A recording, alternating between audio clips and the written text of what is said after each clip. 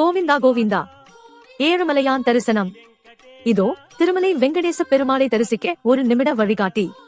முதலில் உங்கள் தரிசன டிக்கெட்டை ஆன்லைனில் முன்பதிவு செய்யுங்கள்.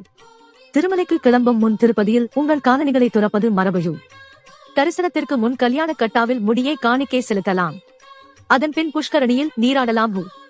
VQC எனப்படும் வைகுண்டம் கியூ காம்ப்ளெக்ஸில் குறைந்தபட்சம் 2 மணி நேரம் முன்பே ஆஜராகுங்கள். கியூவில் இருக்கும்போது அமைதி காக்கவும், பக்தி பாடல்களை முழங்கவும்.